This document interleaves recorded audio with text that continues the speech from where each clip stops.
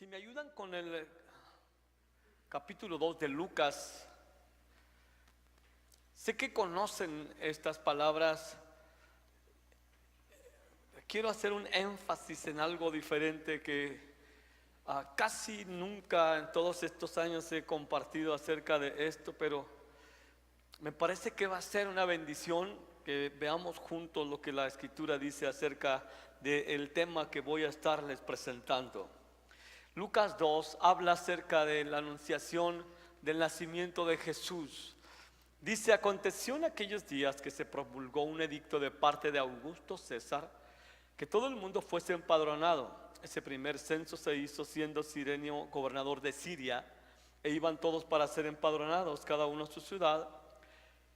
Y José subió de Galilea, de la ciudad de Nazaret a Judea, a la ciudad de David, que se llama Belén, por cuanto era de la casa y familia de David, para ser empadronado con María su mujer, desposada con él, la cual estaba encinta. Y aconteció que estando ellos ahí se cumplieron los días de su alumbramiento, y dio a luz a su hijo primogénito, y lo envolvió en pañales y lo acostó en un pesebre, porque no había lugar para ellos en el mesón. Había pastores en la misma región que velaban y guardaban las vigilias de la noche sobre su rebaño. Y he aquí se les presentó un ángel del Señor, y la gloria del Señor los rodeó de resplandor, y tuvieron gran temor. Pero el ángel les dijo: no temáis, porque he aquí os doy nuevas de gran gozo, que será para todo el pueblo, que os ha nacido hoy en la ciudad de David un Salvador, que es Cristo el Señor. Esto les servirá de señal: hallarán al niño envuelto en pañales, acostado en un pesebre. Y repentinamente apareció con el ángel una multitud de las huestes celestiales, que alababan a Dios y decían: gloria a Dios en las alturas, y en la tierra paz, buena voluntad para con los hombres. Sucedió que cuando los ángeles se fueron de ellos al cielo, los pastores se dijeron unos a otros: pasemos pues hasta Belén y veamos esto que ha sucedido y que el Señor nos ha manifestado.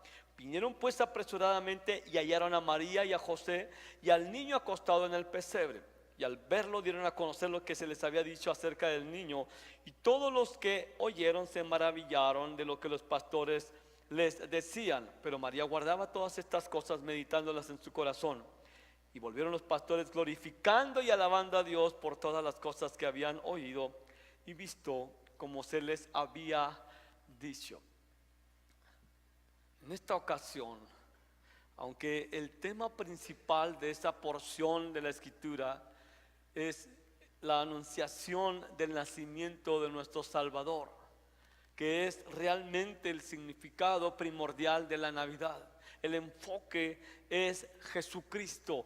En todo este cuadro el enfoque es Jesucristo. Y todo lo que rodea el nacimiento de Jesús tiene la intención de magnificar el hecho de acerca de quién está naciendo, quién está viniendo a la tierra. Todo lo que rodea, todos los acontecimientos tienen la intención entonces de ser como una lupa para que veamos con mayor claridad qué es lo que está ocurriendo en esa noche acerca del nacimiento de ese niño. Ahora, me quiero enfocar un poco en precisamente esas cosas que rodean el nacimiento de nuestro Señor Jesús, porque es importante, es un aspecto de un peso impresionante que nos enseña muchas cosas acerca de Jesús, acerca de la naturaleza de Dios y acerca de lo que se espera de nosotros como hijos de Dios. Y quiero hablarte un poco, porque tengo poco tiempo, acerca de esos seres que descendieron del cielo a anunciar el nacimiento de Jesús, conocidos como ángeles. Son criaturas, seres creados por Dios. ¿Por qué es tan importante hablar de los ángeles? Ahorita vamos a entender por qué es importante, pero para principio de cuenta quiero decirte que hay por lo menos 250 menciones en toda la Biblia acerca de estos seres. Estos seres existieron muchísimo tiempo antes que los seres humanos pisaran aquí la tierra.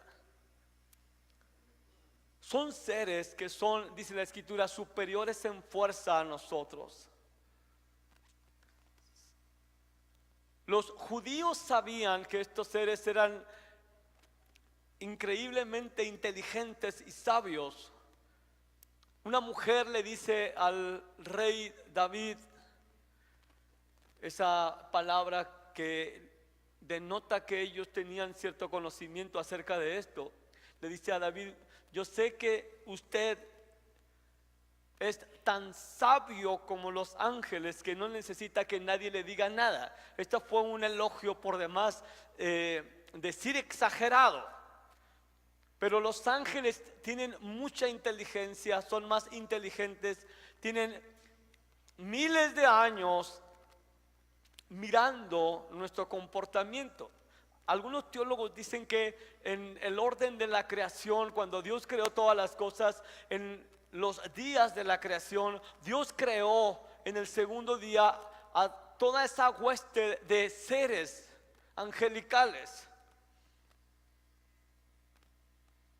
Millones y millones de seres angelicales con distintas categorías y distintas funciones fueron creadas en el segundo día.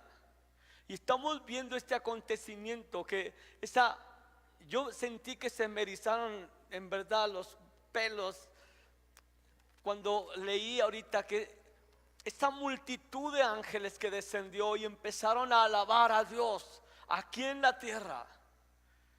Gloria a Dios en las alturas. Yo no sé si usted se puede imaginar esos pastores sencillos cuidando a las ovejas en ese monte.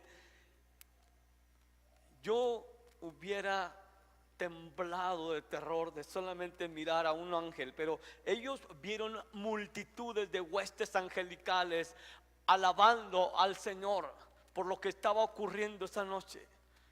Fue un momento pleno de adoración celestial ocurriendo aquí en la tierra. No tengo la menor idea cómo sean, pero Dios está mostrando algo increíble, algo glorioso cuando permite que se abra ese velo y se puedan mirar estas criaturas poderosas adorando al Señor. Si esto está ocurriendo en este momento delante de esos pastores, nos enseña que ha ocurrido desde antes de lo que los seres humanos fueran creados. Ellos están adorando día y noche, alabando día y noche al Señor. Desde que fueron creados, fueron hechos para eso. A lo largo de la Escritura vemos todo lo que esos seres hacen para magnificar a Dios, para glorificar a Dios. Desde el principio de Génesis hasta el Apocalipsis vemos a los ángeles, a los seres angelicales. La palabra ángel encierra todas esas categorías, hacer cosas tan extraordinarias y que simple y sencillamente apuntan hacia la gloria de Dios, hacia la magnificencia, la superioridad de nuestro Señor. Y hay varias cosas que podemos decir de ellos según las Escrituras. Los ángeles están aquí en la tierra.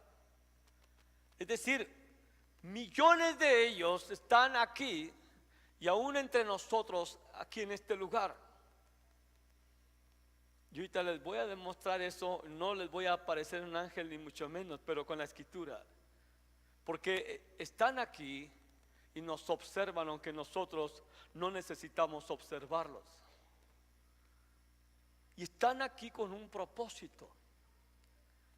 En primer lugar, quiero que veamos primeramente lo que nosotros podemos aprender de ellos. ¿Qué es lo que Dios nos quiere enseñar de ellos?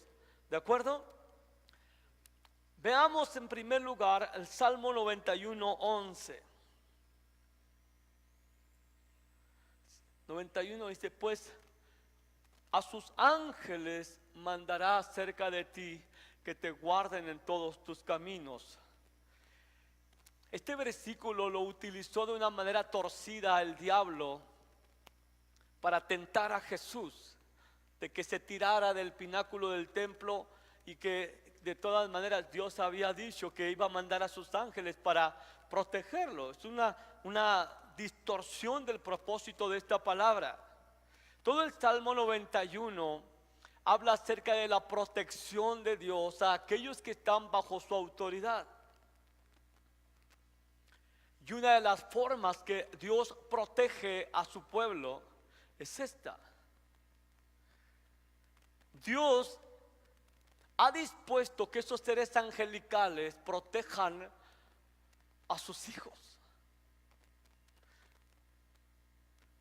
Puedes estar seguro de muchas veces que has estado en peligro y has sido librado de peligros, que Dios ha enviado a sus ángeles para protegerte. Ustedes recordarán cuando Pedro fue encarcelado después de que Santiago o Jacob fue decapitado. Bueno, esto les gustó a la gente de aquel entonces, así que dijeron, vamos por el otro, vamos por Pedro. Y Pedro estaba encarcelado y al día siguiente lo iban a ejecutar, era un hecho. Pero la iglesia hacía oración sin cesar. Eran persistentes, todos los días, toda la noche, mientras Pedro estuvo encarcelado, estuvieron orando por él. Y ustedes, los que han leído esa porción de la escritura, saben que en la noche cuando Pedro estaba dormido, un ángel apareció, lo despertó, le abrió las rejas, le abrió la puerta, lo echó a la calle y le dijo, ahora sí puedes irte a casa. El apóstol Pedro estaba anonadado porque no sabía si era un sueño o era una visión. Pero cuando se vio en la calle dijo, ah caramba, sí fue cierto. Ahora está en la escritura, es verdad. Hay cientos de testimonios acerca de la manifestación de estos seres para proteger a los suyos en caso de peligros excepcionales. Vemos en Daniel 6:22, perdónenme, me salté uno, pero está bien, Daniel 6:22. Daniel el profeta ha sido echado al foso de los leones para ser devorado por haber desobedecido un edicto de no orar a otro Dios que no sea el rey. Y al día siguiente el rey va y le grita a Daniel si Dios, su Dios a quien servía, lo había salvado. Y Daniel dice muy claramente, mi Dios envió a su ángel que cerró la boca de los leones y no me han hecho daño alguno, porque fui hallado inocente ante él, y tampoco ante ti, oh rey, he cometido crimen alguno. Y así vez tras vez Dios usa a sus ángeles para manifestar su amor y su interés por su pueblo, para guardarlos en ocasiones especiales. Sé que algunas ocasiones a lo largo de la historia de la iglesia, en la persecución, mucha gente murió, y esto no quiere decir en ninguna manera que Dios haya fallado. Era Dios en su soberanía permitiendo algunas cosas, y en la sabiduría de Él estaba bien. Era necesario que muchos, advertencia de Jesús, tenían que sellar su fe mediante la muerte. Aquí el punto culminante es que verdaderamente Dios usa a esos seres para proteger a aquellos que le temen, a aquellos que obedecen al Señor, a aquellos que le son fieles. Muchos de ustedes han salido a carretera y han tenido accidentes impresionantes y no han tenido absolutamente ningún rasguño cuando deberían haber muerto. Dios envía a sus ángeles para protegerte. Dios envía a sus ángeles para protegerte de los engaños del enemigo, porque tenemos esta otra parte, que hay ángeles también malos, caídos, ángeles que se rebelaron en contra de Dios y se convirtieron en demonios. Algunos están ya encerrados en prisiones de oscuridad, esperando el día de la sentencia cuando Cristo regrese.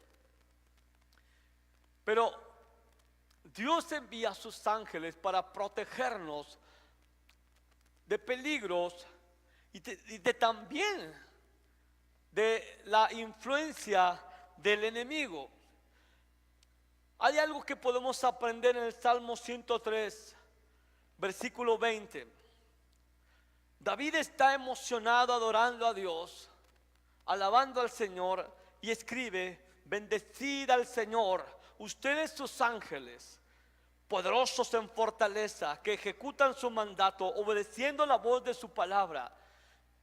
Los ángeles no necesitan que alguien les diga que adoren, que bendigan al Señor. Ellos lo hacen desde el primer aliento que tuvieron cuando fueron creados. Fueron sorprendidos con la gloria, la santidad de Dios, y nadie debería de decirles. Es decir, los ángeles no adoran ni bendicen a Dios porque David les dijo. Él está tan emocionado, está adorando al Señor y quiere que los ángeles del Señor lo acompañen a él a adorar al Dios al cual David ama. Los ángeles adoran y bendicen a Dios de continuo. Entre nosotros, aquí en este lugar, están adorando a Dios. Ellos no cesan de adorar, de alabar a Dios. Fueron enviados y fueron puestos para estar entre nosotros y adorar a Dios. Ellos no le adoran por la razón que nosotros le adoramos. Jesús no murió para redimir a los ángeles. Los ángeles no necesitaban liberación del pecado. Y sin embargo le adoran y le alaban y le bendicen. Ahora, esta otra parte que David escribe dice: poderosos en fortaleza, que ejecutan su mandato, obedeciendo la voz de su palabra.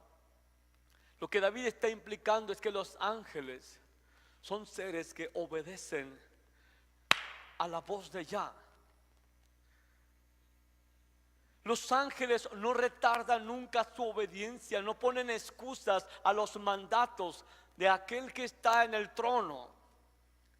Y esta palabra está escrita para enseñarnos algo.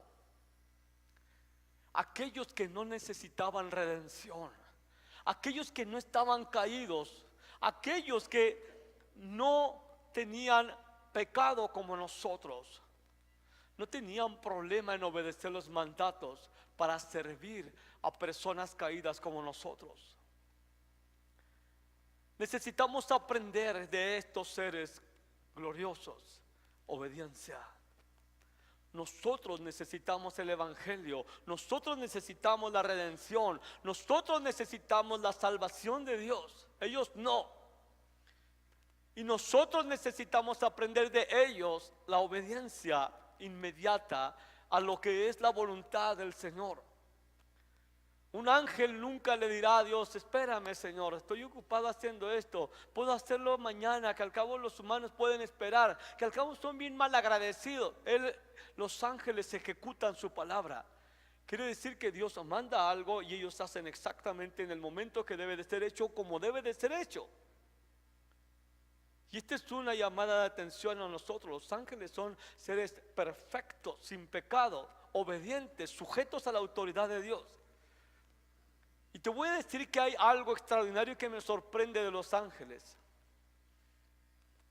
Hay ángeles, obviamente los malos, demonios, ángeles caídos, que nos odian y sienten un odio tan abominable acerca de nosotros y una envidia porque ellos ya fueron desechados, descalificados. Nos aborrecen con todo su ser. Y si Dios les permitiera, nos harían trizas. Pero los ángeles que Dios envía para ejecutar su palabra, para bendición nuestra, es decir, las obras que los ángeles hacen, no solamente están encaminadas a mostrar una sujeción al Dios que está sentado en el trono. Voy a decir algo que te va a impactar y te va a decir: carambas. Pero los ángeles que Dios envía nos aman, porque los ángeles tienen como el corazón de Dios, no hay pecado en ellos y tienen que obedecer la voluntad de Dios y también aman lo que Él ama. ¿Tú crees que Dios te aborrece? Tampoco los ángeles. Los ángeles no están aquí de malas, porque pues ni modo, pues hay que hacerlo. ¿Sabes? En el Antiguo Testamento a los ángeles les llaman hijos de Dios. No son hijos de Dios como nosotros, que nosotros tuvimos que ser redimidos. Fuimos creados a la imagen de Él. Caímos, los seres humanos fuimos redimidos, fuimos adoptados como hijos de Dios. Pero los ángeles son hijos de Dios por creación. Así que los ángeles son como nuestros hermanos mayores y nos aman. Y esto no quiere decir que nosotros debemos de buscar conocerlos, verlos. Simplemente afirmo esto por el hecho de que los ángeles tienen una motivación muy grande, doble: su obediencia y su amor a Dios, y su amor por los que Él ama, para cuidarte, para protegerte. Puedes estar seguro que siempre que sales a la calle, si estás en obediencia, en sujeción a Él, hay ángeles guardándote para que tu pie no tropiece en piedra. Hay ángeles que están recibiendo órdenes de Dios para guardarte, para protegerte. Eso debe de darte una seguridad, que aun cuando hay ángeles que te odian, que desearían aplastarte, hay ángeles que te están protegiendo. Esto debe darte seguridad en cualquier tiempo, en cualquier época, de vivir como un hijo, como una hija de Dios, caminando en la calle, en cualquier lugar, sabiendo que Dios ha dicho esto: el ángel del Señor acampa alrededor de los que le temen y los defiende.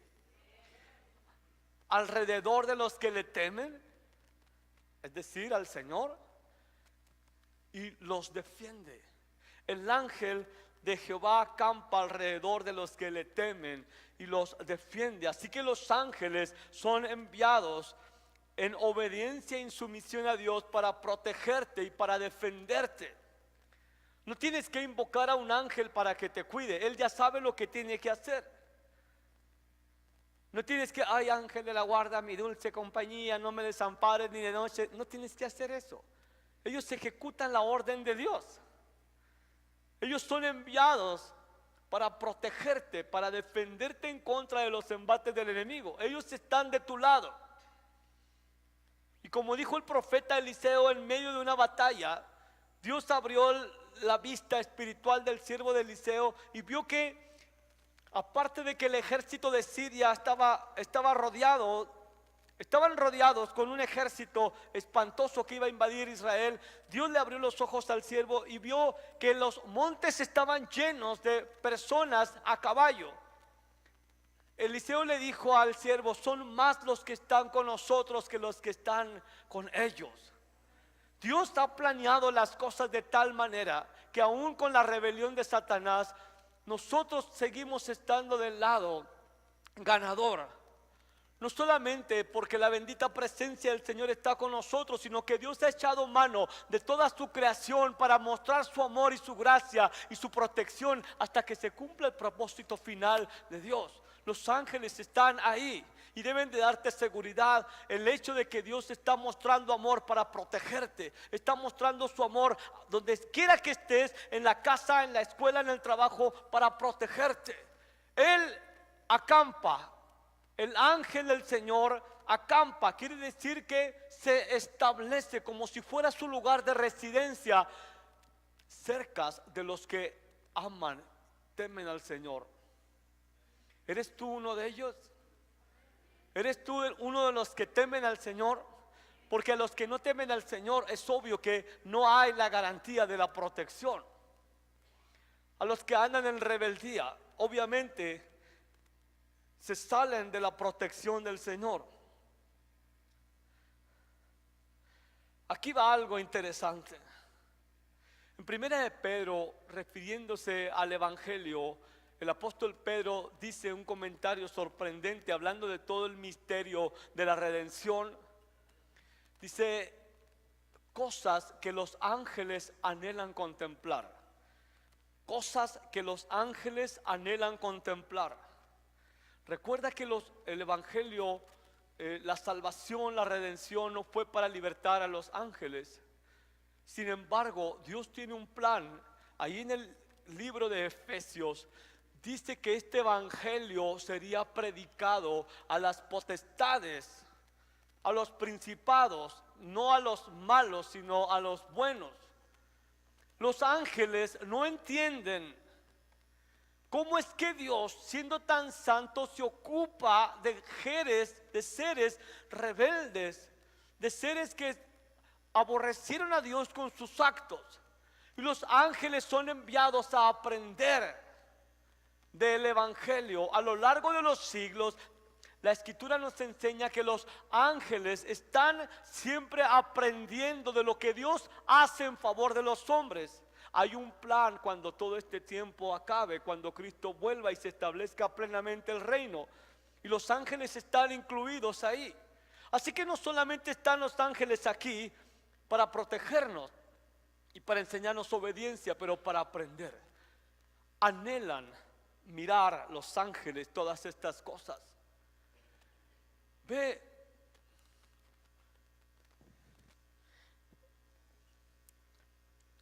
cómo alguien que no necesita el Evangelio está interesado en el Evangelio. Y cómo gente caída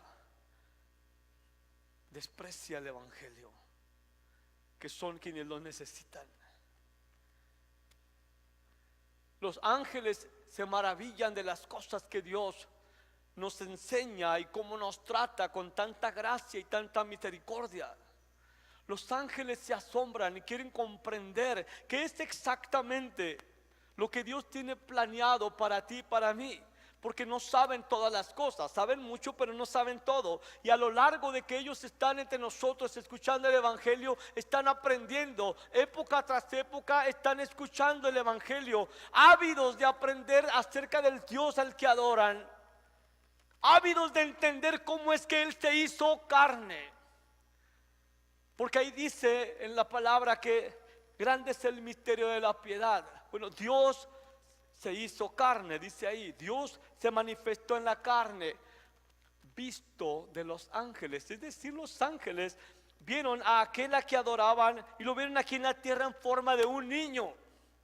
Lo vieron caminar como un hombre y quieren entender qué hay en el corazón de Dios para bajar y hacerse hombre para salvar a personas como nosotros. Están tan interesados en conocer los misterios del Evangelio que debería de provocar en nosotros que si a ellos, a quienes no les beneficia el Evangelio, les interesa, a nosotros nos debería interesar mucho más profundizar y aprender del misterio del Evangelio, de la redención, de la encarnación de Cristo, de su muerte, de su resurrección.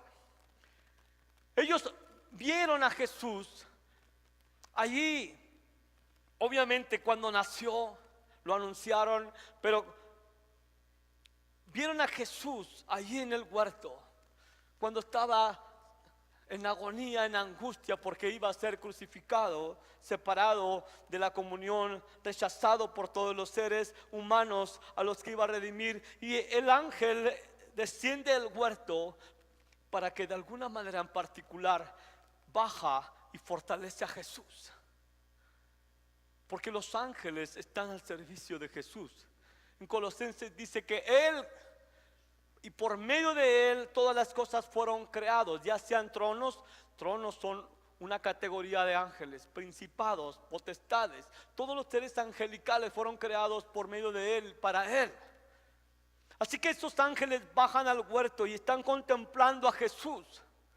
Están contemplando la agonía de Jesús. Quieren aprender cosas que los ángeles anhelan ver. Quieren entender qué hay en el corazón de Jesús. Jesús está con su respiración agitada. Está angustiado de la separación que va a sufrir. Allí en la cruz, va a terminar su comunión con el Padre y el rechazo de los seres humanos. Y los ángeles están contemplando con un asombro inexplicable para nosotros.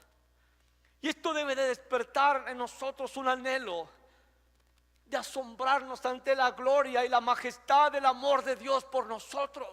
A nosotros nos interesa mucho y nos debe de interesar todas estas cosas que los ángeles anhelan mirar.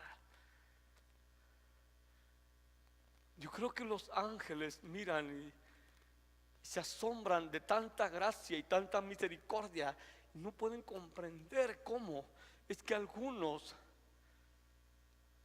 inclusive aquí, miran con indiferencia la cruz, miran con indiferencia el hecho de que podamos elevar alabanzas al Señor. Y es algo que ellos lo hacen por naturaleza. Ellos lo hacen porque contemplan la gloria del que los creó.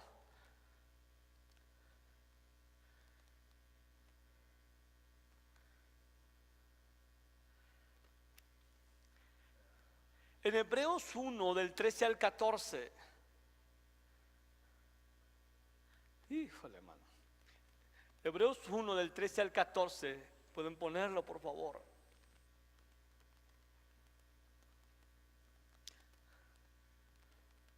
Dice el escritor de Hebreos: pues a cuál de los ángeles dijo Dios jamás: siéntate a mi diestra hasta que ponga a tus enemigos por estrado de tus pies.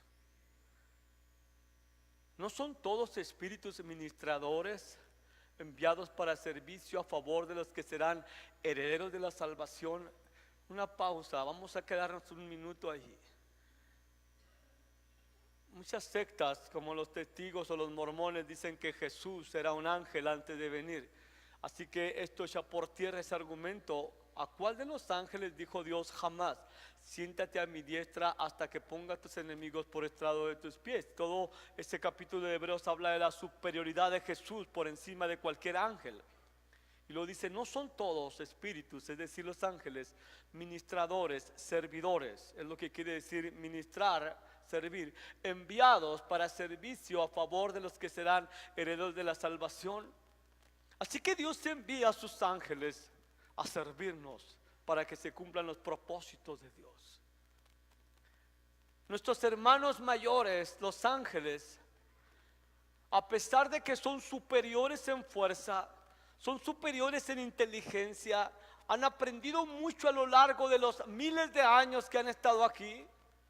Los ángeles no mueren y han recopilado tanta información, saben tanto acerca de la conducta de los seres humanos. Saben lo traidor que tendemos a ser desde la caída, lo inconsistente que llegamos a ser, y aún así nos sirven. Hacen por nosotros más cosas de las que somos capaces de imaginar. Y esto nos enseña algo.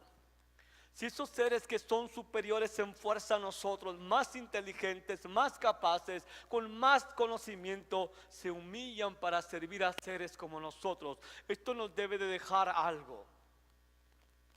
Nadie en este lugar debería de estar sin servir en alguna manera a los demás.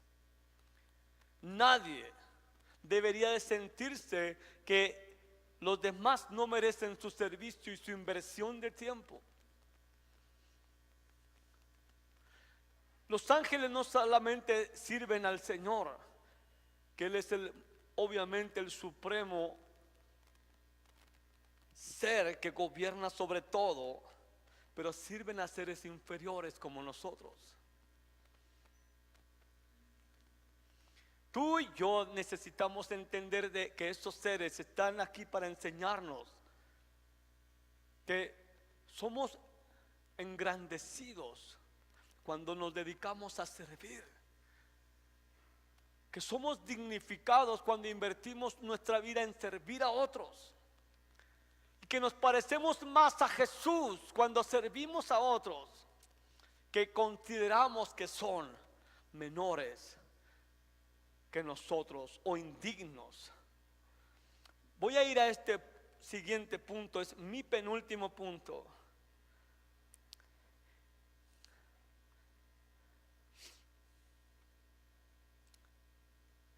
Vamos a hablar de los ángeles y la autoridad.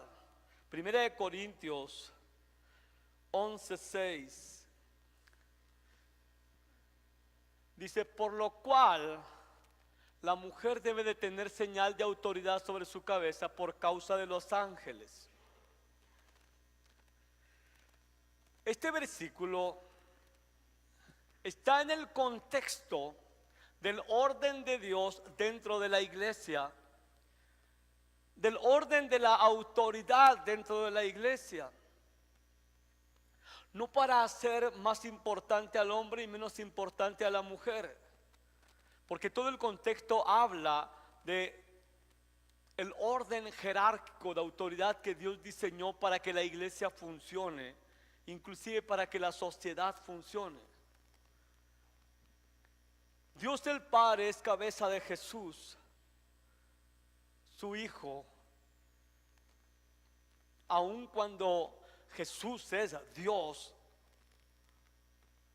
no es otro Dios, es Dios, es un misterio más allá de lo que las palabras pueden explicar. Jesús se somete al Padre. Luego dice que Jesús es cabeza del varón. Es decir, el hombre está directamente vinculado para estar bajo la autoridad de Cristo, para sujetarse a Cristo. Y luego dice que el hombre es cabeza de la mujer. Esto funciona solamente en la instancia del matrimonio. No quiere decir que todas las mujeres se deben de sujetar a todos los hombres. Eso sería un gravísimo error. Ahora, aquí va algo sumamente interesante. Dentro de la fe, dentro del cristianismo, hay muchos símbolos que nos enseñan realidades espirituales.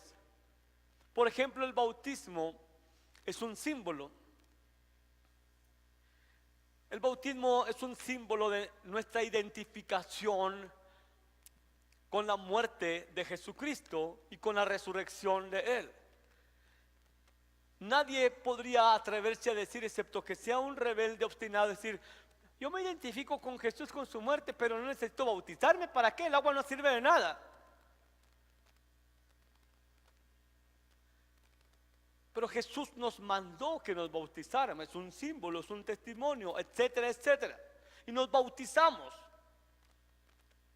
También la Santa Cena, el pan y la copa son símbolos de una realidad espiritual que hemos llegado a creer: la muerte de Jesucristo, su sangre redentora, y el recordar continuamente a través de participar de la Santa Cena, de esos símbolos, expresan una realidad espiritual suprema. Puede expresar otros simbolismos de nuestra fe.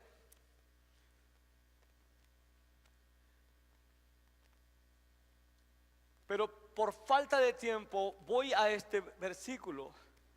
Dice que la mujer debe de tener señal de autoridad sobre su cabeza por causa de los ángeles.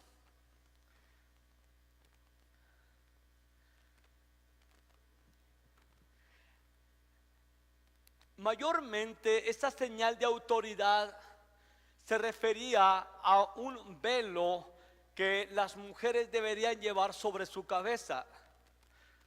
Ahora, Mario, ¿vas a hacer que mi esposa traiga velo? Espérame un poquito.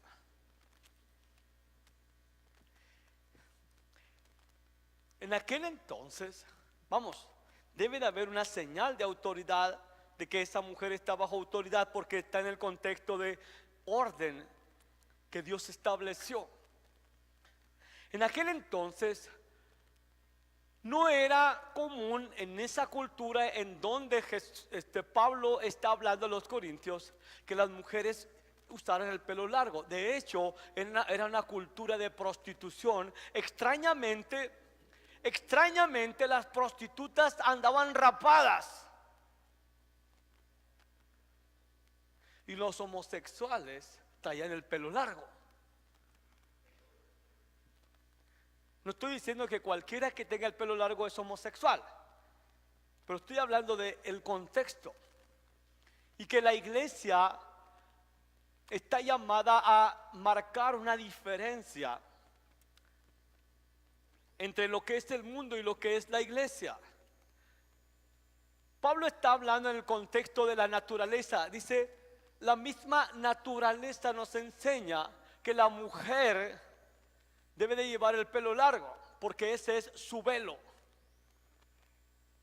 Así que cuando una mujer era convertida al Señor y entraba a la iglesia, venían con una actitud de liberalidad, libertinaje, pelonas, y debían de cubrirse la cabeza con un velo en señal de que estaban bajo la autoridad del Señor y bajo la autoridad de su marido, si es que lo tenían.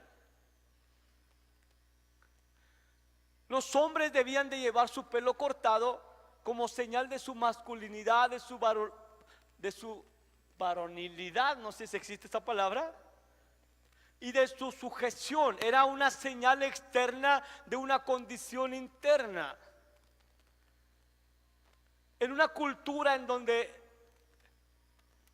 el libertinaje o el reclamo de igualdad en todos los aspectos distorsionado, debía de haber una señal externa de que la mujer y el hombre estaban en el orden correcto de autoridad.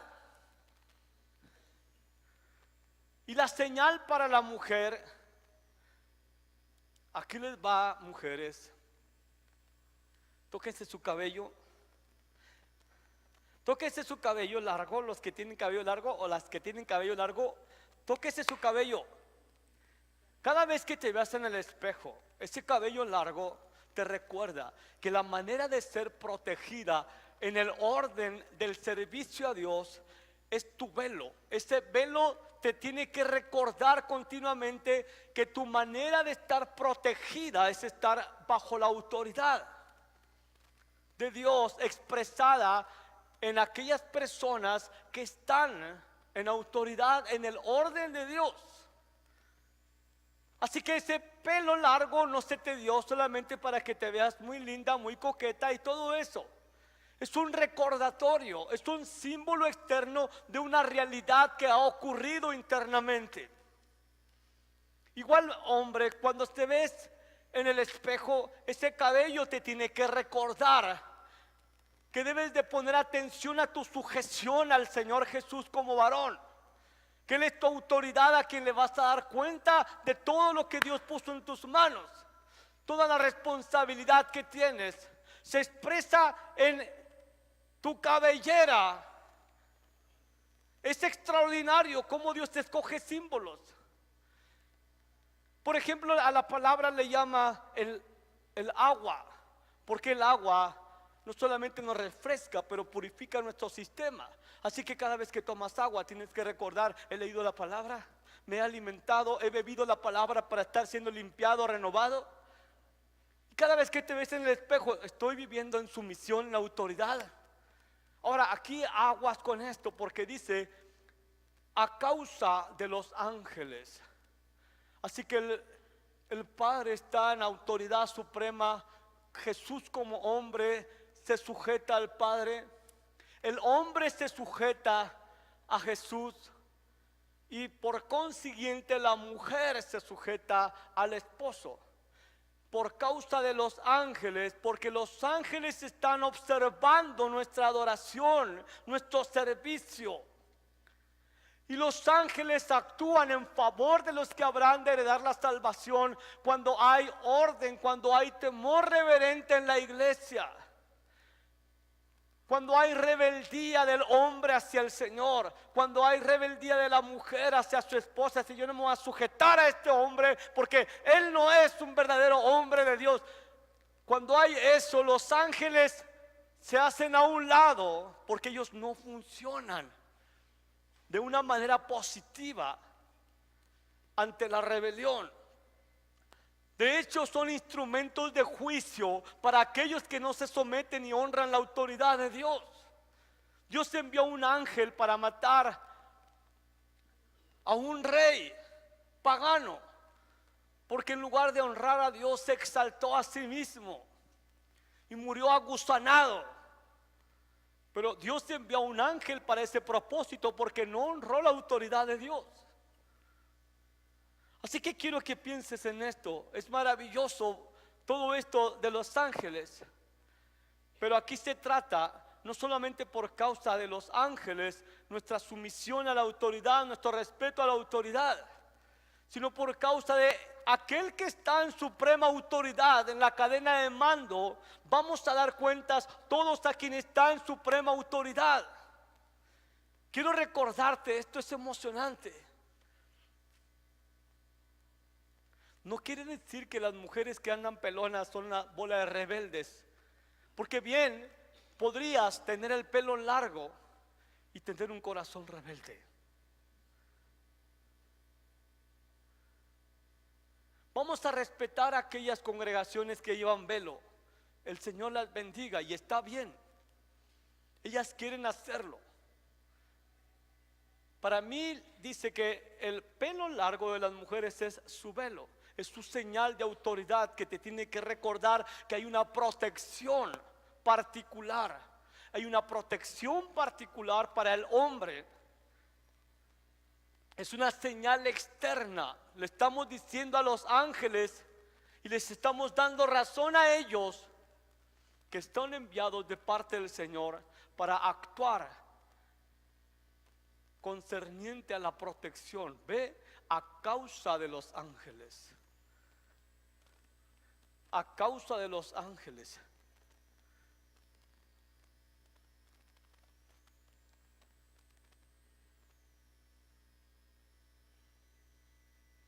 Pablo es bien tremendo cuando escribe inspirado por el Espíritu Santo. Dice, si alguien quiere ser contencioso acerca de estas cosas, y refiriéndose a las mujeres, si no quieren entender esto de la sumisión a la autoridad, les dice a las mujeres, porque había muchas mujeres entrando con un pensamiento de yo voy a hacer lo que yo quiera. Decía, entonces, si quieren también rápense. O sea, da lo mismo que tengas el pelo largo o que te rapes. Estás fuera de la protección de Dios. Está fuera el hombre que no se sujeta al Señor, que no tiene una actitud interna de sumisión al Señor para obedecerlo. Está fuera de la protección del Señor.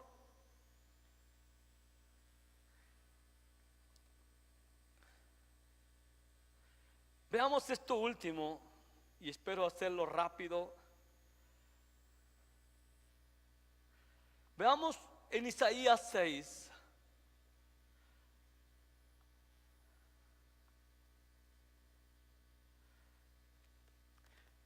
Dice, en el año que murió el rey Usías, vi yo al Señor sentado sobre un trono alto y sublime, y sus faldas llenaban el templo. Hasta ahí, pausa, hasta ahí.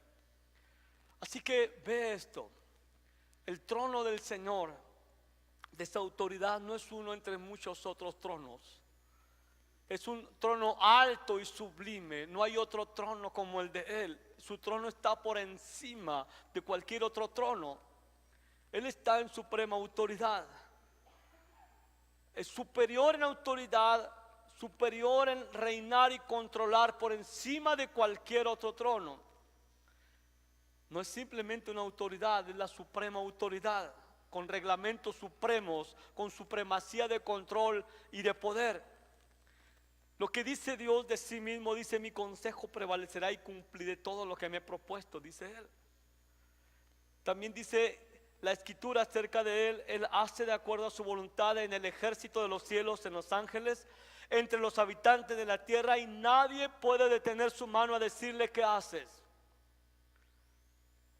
Este Dios omnipotente con autoridad absoluta, soberano y supremo, es un refugio para todas las personas que están pasando aflicción, persecución, tribulación. Es una consolación saber que alguien está al control de todo lo que ocurre y tiene pensamientos de bien para bendecir y liberar a toda persona que se pone bajo su abrigo, bajo su autoridad. Esas faldas que llenan el templo es una representación gráfica de la autoridad que Él tiene sobre su pueblo, para cubrir, para proteger, para ayudar, para consolar, para fortalecer. El templo magnífico en donde entró Isaías, que Dios le abrió los cielos y Él miró a ese trono y esas faldas de un juez, de un rey, estaban llenando todo, todo. Es la influencia de la autoridad de Dios a través de los medios que Él desea utilizar para guiar, para sanar, para consolar, para ejercer su dominio. Y veamos lo que dice enseguida, siguiente versículo. Por encima de él había serafines, cada uno tenía 6 alas y con 2 cubrían sus rostros, con 2 cubrían sus pies y con 2 volaban. Alguien venga al piano, por favor.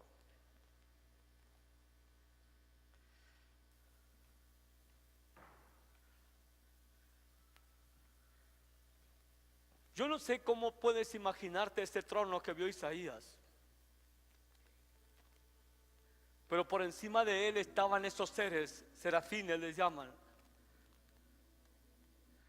Como dijo John Piper, que el pintor, aquel pintor famoso Rafael, no nos ayuda cuando pintó este cuadro, porque él pinta unos angelitos nalgones, cachetones, bebecitos con unas alitas que parecen sumamente desproporcionadas. Pinta cupidos. Y no es esto lo que Isaías está viendo. Dios está sentado en un trono alto y sublime, pero Él es mucho más grande que toda su creación. Y no veo a Dios con unos angelitos cachetones, con el pelo chino, tocando el arpa. Estos serafines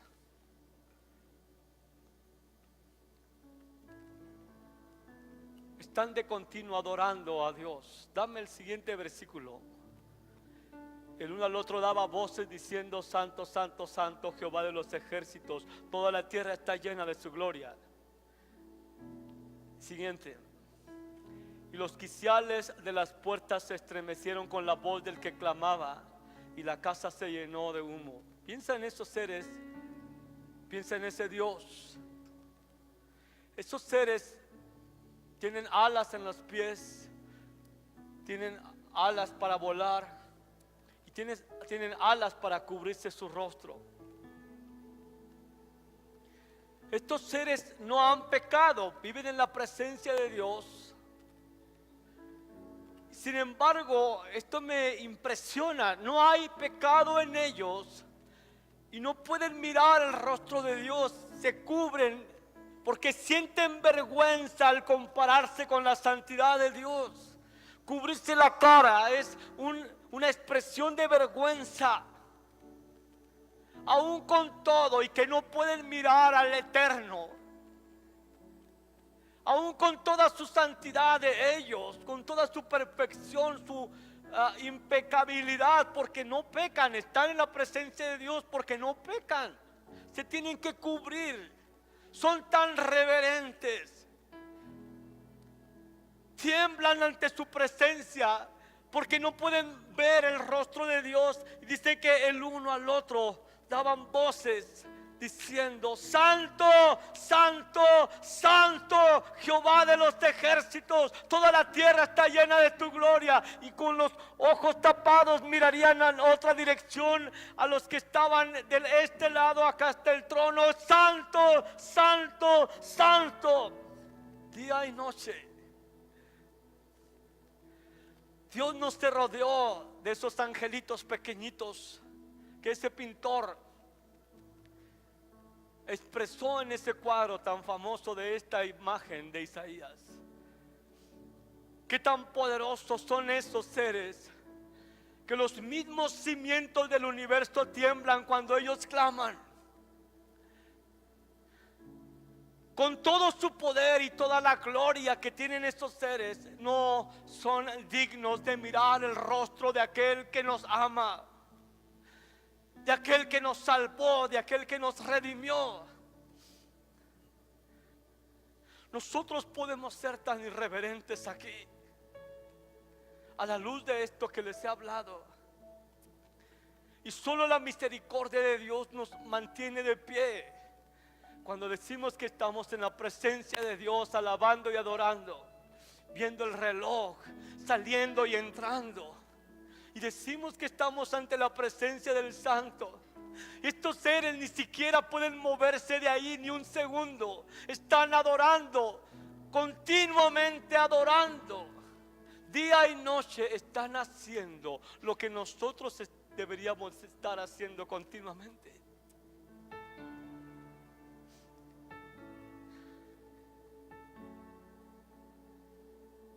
Nosotros que fuimos redimidos, que se pagó un precio tan alto, que tenemos acceso ante su presencia, podemos permanecer irreverentes y respetuosos ante estos misterios. Podemos permanecer como si nada estuviera ocurriendo. Estamos rodeados de esplendor. En el mundo espiritual hay esplendor cuando su presencia se manifiesta. Nuestros ojos no lo ven, pero ahí está. Están estos ángeles mirando al cielo y mirándonos a nosotros. Estos ángeles siguen adorando a pesar de nuestra irreverencia. Que esto te recuerde que cuando nos reunimos a adorar, hay una atmósfera en el mundo espiritual de reverencia, de temor ante el Santo de Israel.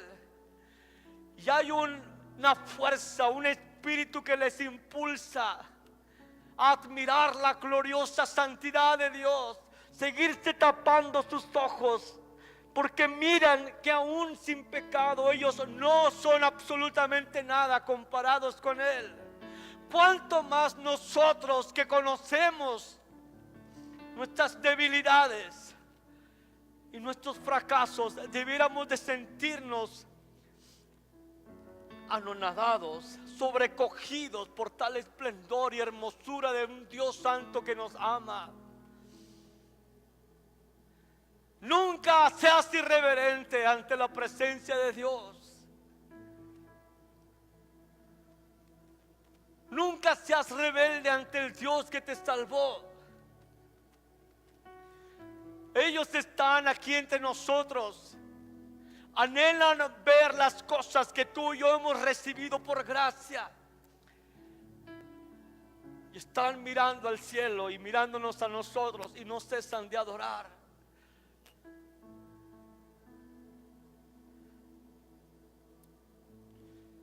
Ven que celebramos la Santa Cena. Ellos estuvieron ahí viendo a Jesús atormentado. Vieron con sus propios ojos lo que ocurría a aquel a quien ellos sirven desde la eternidad. Y nosotros debiéramos de abrazar esta reverencia y permitir que Dios se sienta libre de abrir los cielos y revelarnos más de Él a causa de nuestro temor reverente a Él. Esto no quita el gozo de ninguna manera de estar en su presencia, pero esto debe de apuntalar nuestros corazones a convertirnos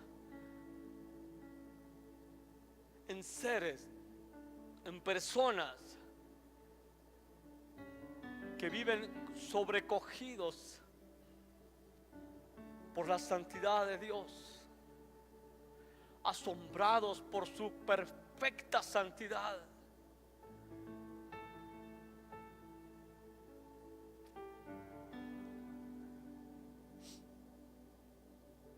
Gracias, Jesús.